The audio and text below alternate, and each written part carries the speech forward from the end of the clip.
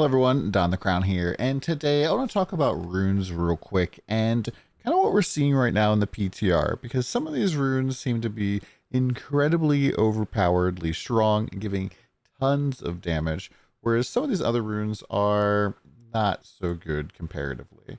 So first off, let's just talk about what runes are.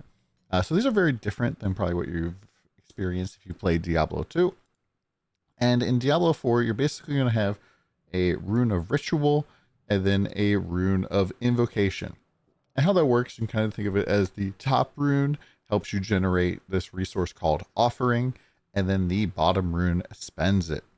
And so basically, like you do something, you meet a condition in the top, and that helps you earn enough to spend. So you can see here, for example, this Watt rune requires 100 offering. And then Tam, for example, here, you cast a non-channeled core skill. It costs 25 offering. And so if these are in the same slots on your gear, like so, it'll be cast a non-channeled core skill 4 times. Now you can have 2 pairs of rune words active, and they can go in your armor, they can go in your weapons, they can go anywhere where there's 2 slots. So you can't put in jewelry. And they did make it so that helmets now also have 2 sockets in them, so you have a little bit more space to use them. And these are just pretty easy to use just in general. And I do think that some of them are rather strong. We might even see some of them just removed altogether. First off, the first 2 that I want to talk about with the invocation are Barbarian's Enhanced Warcry from The reason why this one is so strong is because Warcry itself is just a really great source of power. So the Barbarian's Warcry, it's normally like a 25-second cooldown. It gives you 15% damage for 6 seconds. And then the enhanced part makes it so that you're also berserking. And the berserking gives you another 25% damage increase. So that's like about 48% damage increase. And this is pretty easy to keep popping off, even if you're just going to do something as simple as like either walking, you need to walk 50 meters. That's not all that bad to do, or standing still. And when you have a rune in, you'll see a little icon on the bar down here that shows off the, how much resource you still need. As you can see, it just fires off automatically. I don't have to do anything special here. And even just walking on a character without having any movement skill, without doing anything special, you can see that we're able to kind of keep Warcry up almost indefinitely, which is definitely pretty strong. The other one that I think is really ridiculous is Druid's Petrify. And this is just very strong because what this does is it applies a huge stun and makes enemies take more critical strike damage. And it's just like their ultimate, basically. It's being able to proc off an ultimate non-stop seems very, very strong. Increases critical strike damage against normal non-boss enemies by 30% and lasts for 3 seconds. And then against bosses, it's increased to 50%. And I believe it lasts only for 6 seconds. There's a typo on the D4 builds page, so it looks a little bit wrong. And this is kind of really ridiculous because even if you're doing something like, stand still here for 0.3 seconds, and you just have this going, you can see that Petrify just kind of fills up very, very quickly, and the bar just keeps going. And if you're a sorcerer and you teleport, that doesn't stop the Petrify build up here, and the stun basically kind of goes forever. I think it takes about 6 seconds for this to fill up, stand still for 6 seconds, and then applies a 6-second 50% multiplier for crit damage to a boss. So if you're doing any sort of crit-based build, this seems like a rune combination that would be pretty good. Now, obviously, standing still is not the best, but is definitely something that could work for sure. Now, other things, we go through them real quick. There's a lot of other pretty decent options in terms of triggering and in terms of things that can be triggered. We just talk about them real quick. So one is cast a skill with a cooldown. This one's really, really insane on any build that has a bunch of cooldowns you can spam, like Lightning Spear Sorcerer, pretty popular. Cast a non-channeled core skill. I believe currently this is bugged, where all of the lightning spears and conjurations casting Frozen Orb counts as casting a non-channeled core skill. And according to the devs, this should probably get fixed. And so that won't count, because right now this just absolutely, spams it out like crazy. And if I like go here and I set multiple training dummies, and I, where was that? Put that in there, and we'll just put Petrify back in. If I spam out some minions real quick, you can just see the Petrify is just filling up like absolutely crazy here. And yeah, it just fills up almost instantly. And you might notice that it actually has a cooldown on it, even though the cooldown's not listed. And I think that's just like this, it's like a 6-second cooldown or something. But yeah, we basically are capping it out super duper easy here. And pretty silly, I do believe. Hopefully that is going to be fixed soon. But yeah, the ones that I think that are probably going to be the best and most used, though, are use a skill with cooldown, cast a non-channeled core skill, travel 5 meters, stand still for 0.3 seconds, evoke a power from another class. We'll come back to this one. Cast an ultimate skill. We'll come back to that one as well. Drink a healing potion, evade, and become injured or crowd controlled. So I want to talk about this one real quick. Basically, I think this is going to be like hardcore's best friend. If you have 1,000 offering here, pretty much means that you can proc any rune of invocation, which means that you can like combine this, for example, with like Petrify or some of these other ones that give you defenses. And so anytime you get injured, it's just going to instantaneously stun everything around you and make them take more damage, which could be a nice combination if you're trying to really play it safe. Now, in terms of evoking another power, or power from another class, we've kind of already talked about this already. You see evoke the barbarian or evoke the druid's skill name with a little bit of description. That means this is a skill that is getting pocked off. There are other runes that are like gain a shadow from the rogue's dark shroud, for example, and this is not evoking a power. This is just gaining something from it. And so we don't like this won't necessarily work there, but you can combine this, for example, with something like evoke the necromancer's horrid decrepify. And so this costs 100 offering. And so if you use something with this, like for example, cast a skill with a cooldown, you cast 2 cooldowns, you get 100 offering. This procs this off and it turns it into 150 offering. So you're able to take whatever the best generator is for your particular class and kind of multiply it by 50% by going through the Watt rune and then using Zol to pump into whatever you want. And so this allows even classes that maybe can't take advantage of a lot of these things to make them better. Now, other things, other examples here. So we have like Barbarian's Earthquake, for example. This is not a power. This is not something that's going to proc off Zol either. But this is something that I've already seen Barbarians like potentially popping off with. There's some new stuff with Barbarian's Earthquake and Tornadoes that seems really ridiculous. And so having the ability to like have additional ways to proc this could be pretty cool. Unfortunately, if you're playing like a Sorcerer, this is not really all that great.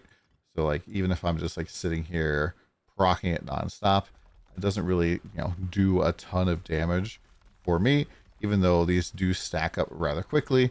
I'm not really sure what the lucky hit chance on these are.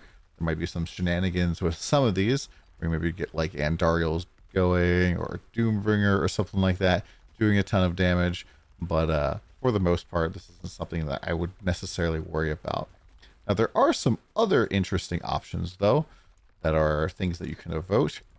And let's go through them real quick. So things like dropping stun grenades, stunning enemies. These could be pretty cool. There's now like a bunch of rogue stuff to make stun grenades do more damage. You could evoke a Frost Nova, freezing enemies and apply vulnerable. Easy way to apply vulnerable. Lack Rune gives you damage reduction with Challenging Shout.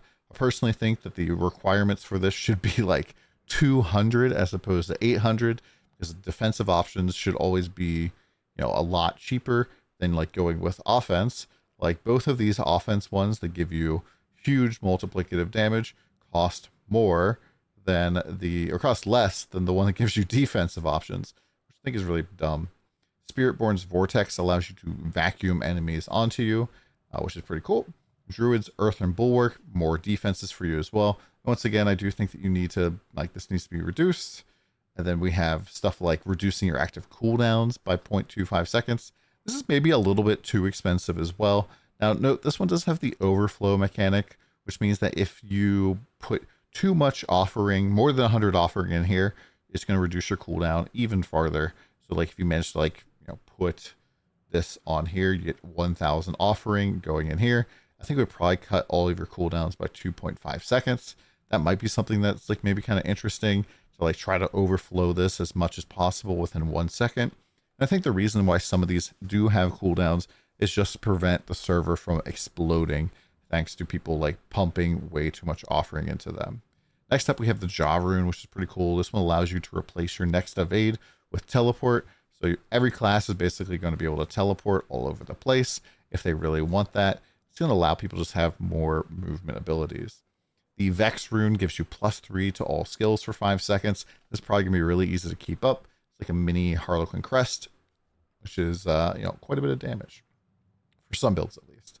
The Zan Rune, I'm kind of surprised by this one because I think it was Season 2. There was a Barbarian build that was like one-shotting the world boss, one-shotting every single boss, and a big part of it was just making it so that you had a guaranteed critical overpower on your next attack, and you're just bopping the boss, and they just added another way to do this. Now, right now, this is kind of bugged where some skills seemingly consume this.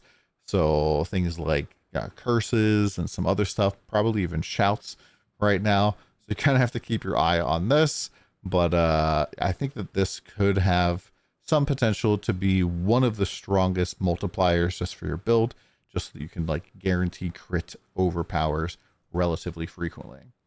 Next, we have up Countering Conceal. It gives you dodge chance, movement speed, unstoppable, and stealth. I do think this is also pretty neat. This would probably be a cool combination as well with that Get Injured or Crowd Controlled rune, because this basically would always get you out of any crowd control. It would drop you into stealth so enemies stop attacking you, give you some movement speed to get away. Pretty solid combination here for hardcore. Lum, I think that this one probably needs a little bit of love. So it's 5 offering for 1 primary resource, and this has a 1 second cooldown. There's a potential here for this to actually be pretty strong. So you could feed 75 offering pretty easily into this here. And so that would be like, quite a bit of primary resource just for standing around. This might just help solve some, mana issues or some other stuff.